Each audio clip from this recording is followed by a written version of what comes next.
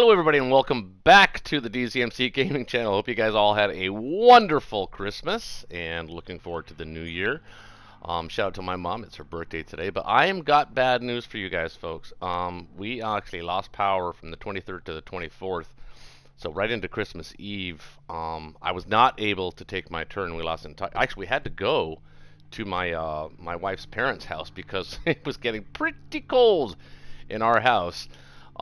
So we were among the other umpteen millions of people that lost power during that storm in the Northeast. From last, what did it run from Tuesday to Friday or Saturday? We didn't get the worst of it in terms of snow, but we got really high winds, and I think that's what caused all the power lines to go down. But just in our area alone, there were 308,000 people without power. So they finally got it back up, but unfortunately it was too late. So what I want to do is go in and take a look at what happened. We're getting, we're really starting to climb back into the mid tiers of gold. Congratulations to SKYE. Although, like I said, and I don't care if people think I want about dice. That's my MO, man. Let's see what he's ranked. Well, 93 in platinum.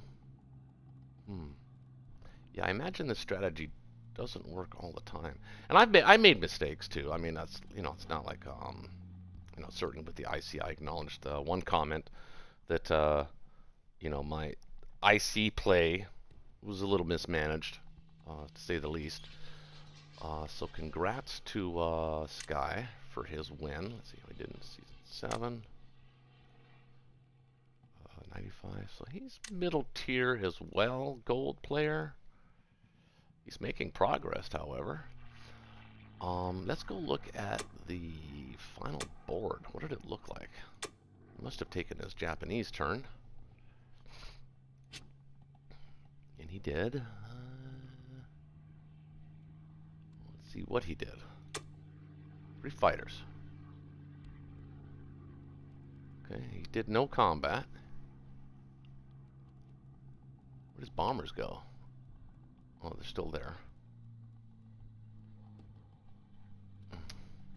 So, I mean, look, let's be honest. I mean, I had a plan for this here. Obviously, we're going to build a fleet here to match this fleet here. Still keep the use of our 2 transports. So that was the plan there. Not really sure what the plan was going to be here. But he's 8 of 9. He would have been able to get here as 9 of 9, and he would have been able to fly in his planes. But we would have been able to attack that, I believe. I believe we would have been able to with the transports and these guys here and these guys and all of my planes. Should have been able to recapture this, and then but he was just coming with more and more and more guys. So lessons lessons are this complex or this one.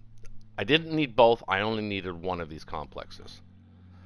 I think it depends on which way you're gonna go, but both of these complexes were important if I was going to go right after his fleet, disregard grabbing territories, and going right after outbuilding him and killing his fleet. They would have been important. But I didn't do that. Instead, I started to pussyfoot around with the keeping it sort of balanced where he couldn't attack me, but that meant I had to move together with the British, and that was misplayed. That's not how you're supposed to play that. What you're really supposed to do is you're supposed to sit here in C-Zone 36 and keep swapping with him until you're built up enough, and then you go kill his fleet. That's basically how you're supposed to play that. I didn't play that the right way. So there was that. There was some dice battles, and I don't care what anybody says. I did get diced quite a bit in this game. Obviously here in C-Zone 16 I got diced. Didn't even hit. I only hit his battleship, and it repaired, and I lost 3 fighters as a result. That was actually a huge loss. Because I was expected to kill at least 2 ships there with an 80% chance of killing 3 ships. So I should have killed his unguarded carrier, his destroyer, and he believe he had the battleship too. I should have been able to get that. Um, but he got hits on his destroyer and carrier, and he hit on his battleship. So obviously, there's nothing I can really do about that. Then obviously the VC snipe, we should have won that. We had an 88 to 90% chance of winning that battle. It should have been one. He had 10 guys there and he got 11 hits, 2 rounds of combat. So if that isn't being diced, I don't know what is. Um, there's that. Let's see other things.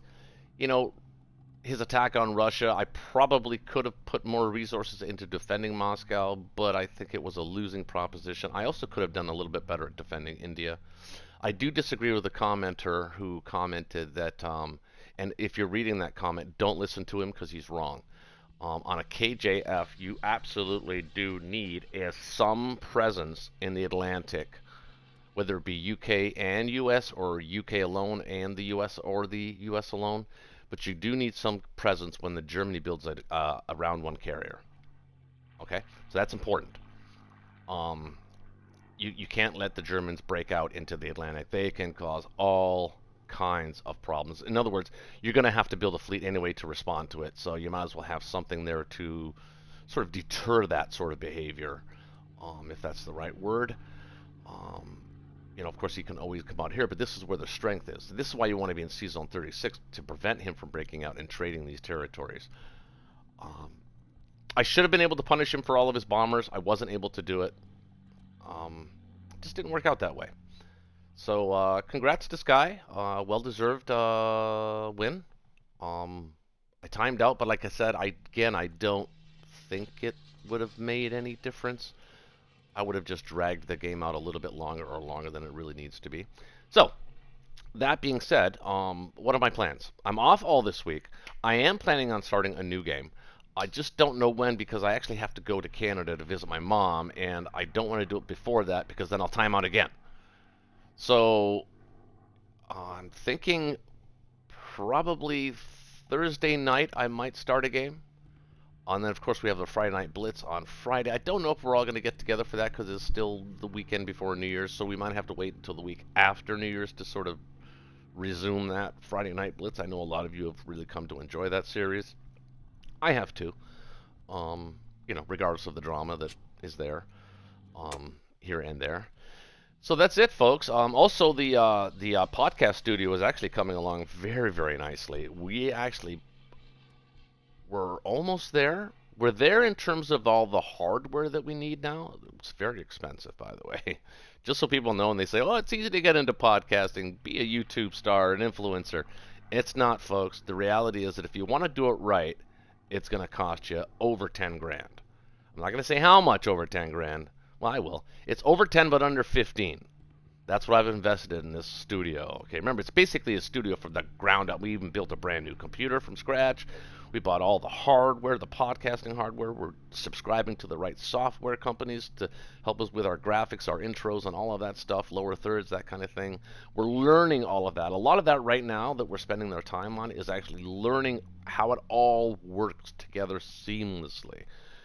And it's complicated. It's not easy. And I'm a pretty smart guy. I actually went to college for broadcasting, radio, television, and film. But it was all analog when I did it. I actually physically cut and splice tape, film, and audio. That's the way I learned how to do it. There was no digital out when I was in college, so this is all digital now. So it's kind of having to, the concepts are the same, but the practicality and the production aspects of it are entirely different. It's a completely different universe in an entirely different galaxy. Or an entirely different galaxy in an entirely different multiverse. I'm having to relearn it all. So that's what's taking a lot of the time is relearning it. I don't want to go to air and not know what I'm doing. I want to go to air and have it look professional, have it sound professional. I want quality topics. I want to. That's another thing we've been researching. Where are people? What are people watching? What do they want to talk about? Right? And we're going to get some Access and Allies on there. I'm hoping to get maybe a couple of the top players, maybe in a Zoom call or something like that, and we'll talk about their strategies and how they've developed themselves over the course of the last few seasons, and how they got to be as good as they are. Let's just put it that way. So I think that's going to be fun. But it's not going to be all about Axis and allies. It's going to be about other things, things that are affecting people, men and women, kids. Um, Nah, I think we're going to try to stay away from politics. To be honest with you, not a big fan of talking about politics online. Because there are, a lot of haters out there, and listen, as Jordan Peterson says, right? In order to enjoy your freedom of speech, you have to risk being offensive, right? And I believe in that. I think that's true. But the problem with that is that how many people you're gonna, how many people you're talking to? Is it one? Is it 100? Are you gonna risk offending 2 out of 100? The point is that no matter what you say in politics, you're going to risk offending someone somewhere, and and not that I want to not offend anybody. It's just that I do have a day job as well, and although my company has my back, I don't know exactly how they're going to feel about it. We're going to keep it family friendly, of course. So there's that to consider.